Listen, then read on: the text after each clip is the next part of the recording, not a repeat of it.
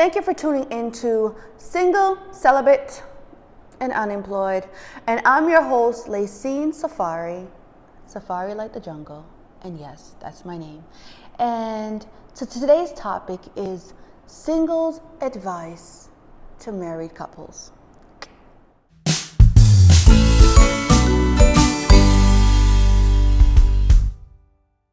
Stop pretending to know what you're doing.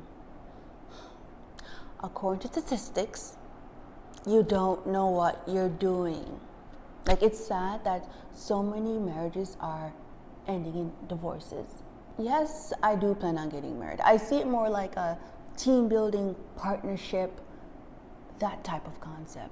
It's just more like you guys are screwing it up for the younger generation. And then you're wondering why they don't want to get married. So, if you must leave a relationship, leave. At the same time, you guys are leaving at an alarming rate. So, I'm just going to throw out some pointers here. Get professional help. Seek a professional. Just as how you go to the dentist, you go to the orthodontist, you go to the doctor, why not see a therapist?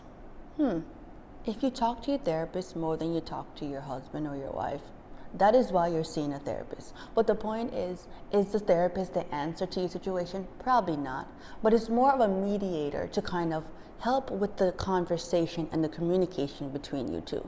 So if things get a little hazy and you're like, I can't hear him, he can't hear me, all that stuff, get a mediator.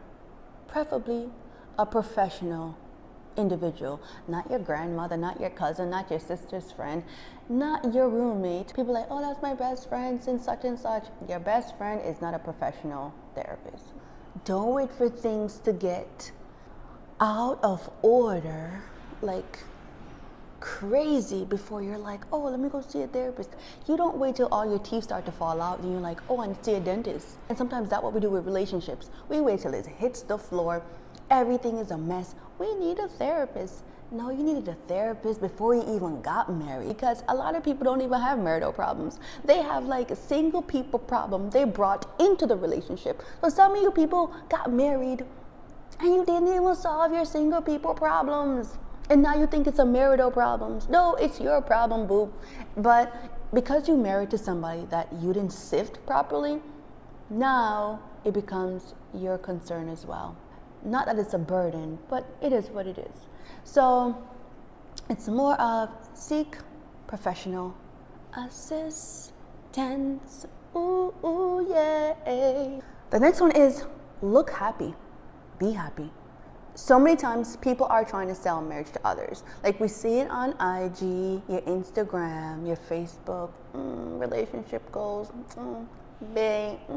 The best way to market something is to be it. People are running to the altar to tie the knot because, again, you keep untying it. And like I hear people like, what are you saying? Like, I can hear you guys. Like, you don't understand. You know what I mean? Like, it's hard work. It's sacrifice. It's compromise. What else? Like, I know someone like screaming at me from the other side. But here's the thing though. One thing I hardly and I rarely hear, this mystical word, fun. Like, you know what I mean? All you hear is hard work, compromise, sacrifice, you know? Like, you never hear, oh, it's fun. Like, at this point in my life, if something is not fun, I'm not doing it. Like, if the gym is not fun for me, I'm not working out. If I'm making everything I do fun, like I want to enjoy it. I'm not going to say everything is going to be like, oh, it has to be stressed out and this point. No, I want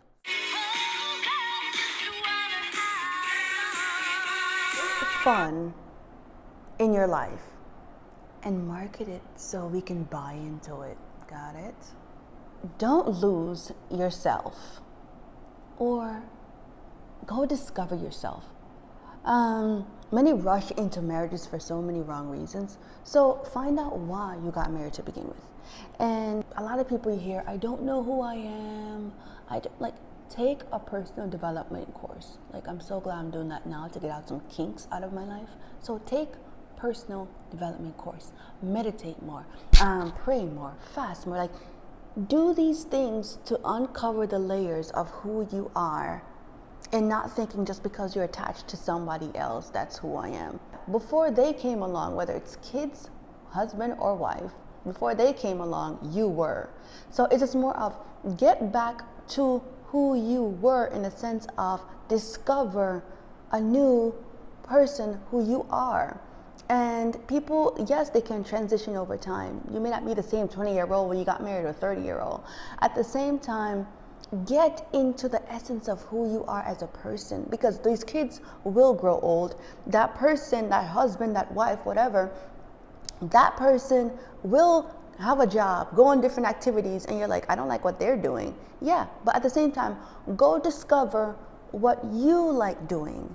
And some of you guys or ladies are like, I work 50 hours, 60 hours a week, and I don't have time for this. I have the kids, I have the husband, I have the wife, whatever it may be.